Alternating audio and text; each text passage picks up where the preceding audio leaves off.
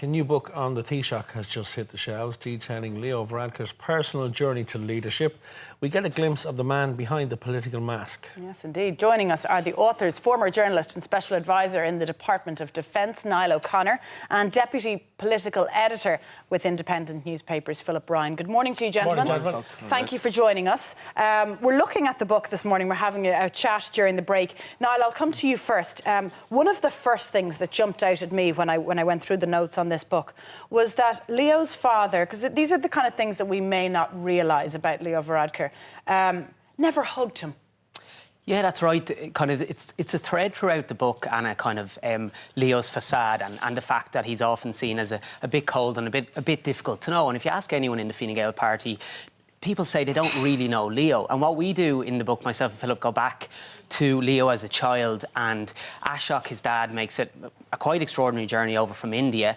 And then you kind of learn about Leo's upbringing. And while he gets a lot of love and affection from his mum, Miriam, and his sisters, Sonia and Sophie, his relationship with his dad is a very interesting one. He says he's only been hugged about once or twice, including in the Mansion House in 2017 when he was elected Fine Gael leader and then went on to be Taoiseach. Wow. So would this be kind of representative of his Indian heritage, maybe, rather than his dad being a particularly cold figure? Yeah, and he talks about that, you know, because his dad comes from this village just south of Bombay, and, you know, he has this Indian traditional kind of conservative background, and you see how that has shaped him as a person, but also then as a politician. And, you know, you see how Leo kind of made a very kind of significant journey as someone who was seen as quite right-wing, firstly. He had some really right-wing ideas back in the day, and like every possibly good politician, he moved with the times, and he evolved, and he had to evolve if he wanted to be Taoiseach. Philip, do you think that our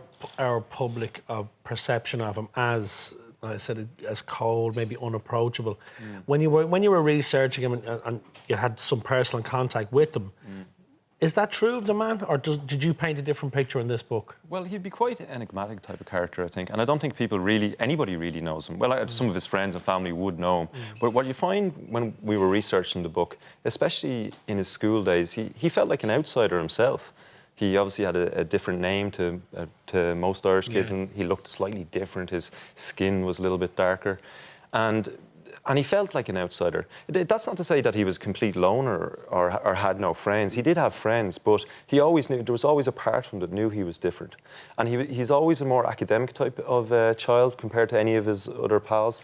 There's stuff in the book how he's talking about watching Primetime when he was 11 years old, or what was then Questions and Answers, I suppose. Right. And watching that and going into school and trying to have a conversation with the other 12-year-olds in the class. Did you see what was happening in the Soviet Union last night? And they're looking at him with blank face. So going, it clearly shaped not shaped his political views, but shaped his path, did it? He had an interest in it.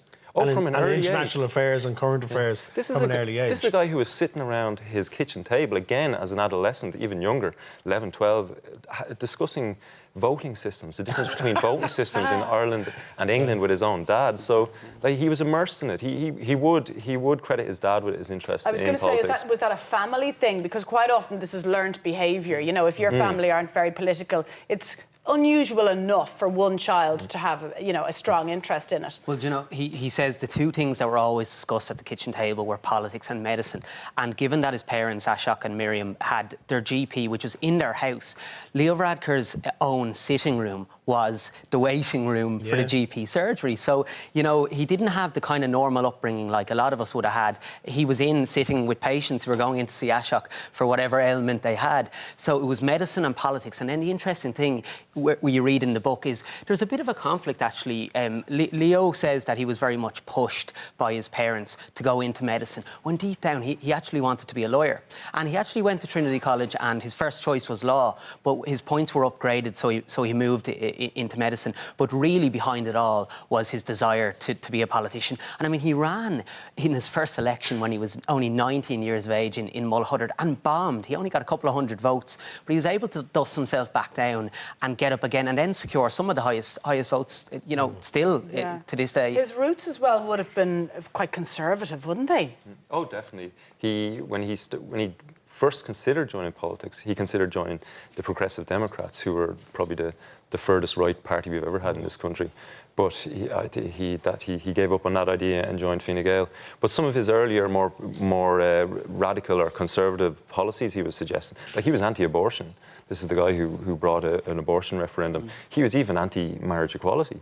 He had questions around that at an early age. And when you contrast that against the defining moment in his career and his life, I'd imagine, the coming out of his own sexuality on Miriam O'Callaghan's radio show. Well, this is it. It's a huge. A lot of his thinking has changed throughout the years. He has gone from this kind of social conservative or conservative to a lot of very socially liberal policies that he's enacted over the years. Now, he, like any politician, he is just merely reading the mood of the nation and making sure he's on the right side of the fight. So he's done it better than most, hasn't he? Well, this is it. Yeah, he is reading the mood of the nation, and he has to do that. And we saw that with like this is a guy back in the 2000s who compared going for an abortion in England for a woman to going to Amsterdam to smoke a joint. He said, like, well, sure, there's various things that are illegal in other countries. So that was his thinking on it, and then he goes on to hold a referendum. But John, like you were talking about that, quite inherent contradiction of being really weary about marriage equality, even though he himself knew he was gay. And he talks to us, and I remember the interviews we did with him when we actually broached the whole issue of him coming out and what it was really like. And he spoke about how in college he just suppressed his sexuality. He put it to one side and then was able to focus on politics. And then you had scenarios whereby he was going over to his sister's house, Sonia, and she gives great detail for the book. And she spoke about how she knew her little brother Leo was coming over for dinner. And there's 6 chairs, but if Leo was coming over on his own, one chair would be empty. So she would hide a chair every time Leo would come over for dinner. And that's actually one of the things he says he learned in the book himself. The sort of lengths that Sonia, his sister, would go to make sure her brother didn't feel pressure to protect him. And I think a lot of families in this country will actually relate to Sonia Varadkar and the struggles that brothers and sisters have when their loved one is going through that kind of process. There's a certain loneliness to politics as well. Of course. And especially a guy like Leo Varadkar who dedicated himself so much to it. I remember there was a documentary in the lead up to the, I think, 2011 general election where it showed him going home to his apartment in Carpenterstown on his own, putting in a microwave meal. That can be, if there is no one else in your life, that can be it. It's isolating. Yeah, this is it. You're focused. You're just fully focused on getting elected. Has he read the book, guys? Yeah, he has. Just a couple of weeks before the book came out, we sent it to him, and it was kind of a courtesy sort of thing. And of course, if there's anything inaccurate, let us know. And, to be fair to him, he didn't, because it's not an authorised biography. We went to him last summer and told him, listen, we are writing this book, whether you like it or not, but we'd like your cooperation with it. And to be fair, he did cooperate, and his feedback on the book was, it reads well. I don't know what that means, but his comment was, it reads well. Yeah. Okay. How did you find him when you sat down face to face?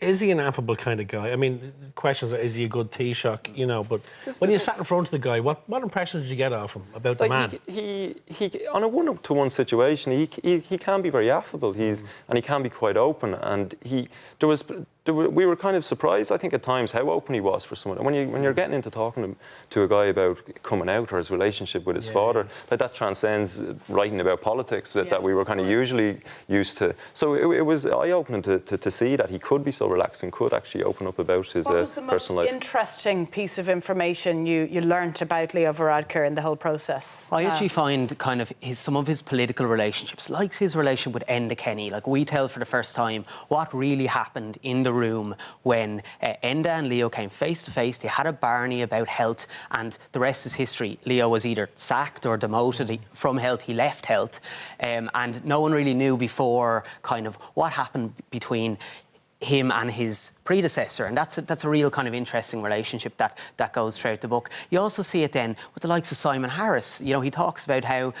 he's always felt he's had a strange relationship with Simon Harris, and now Simon Harris is his health minister. The likes of Frances Fitzgerald. Why didn't he sack her around that whole time of the Garda whistleblower controversy? Those relationships. And that led to kind of a judgment call each time.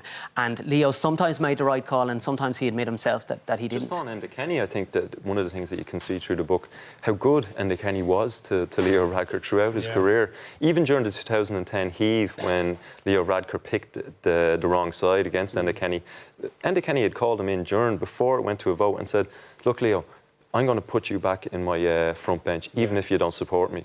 And Leo dismissed it. He thought, he's lying to me, he's just saying that. And but then Enda kept his word and put him back and made him a minister then The book's after. out now, chaps. Congratulations. And is September the 2nd too early to be talking about a Christmas present? That's your job to say that. Well done, guys, and Best of thank luck you for with it. joining Thanks us. for coming in, boys.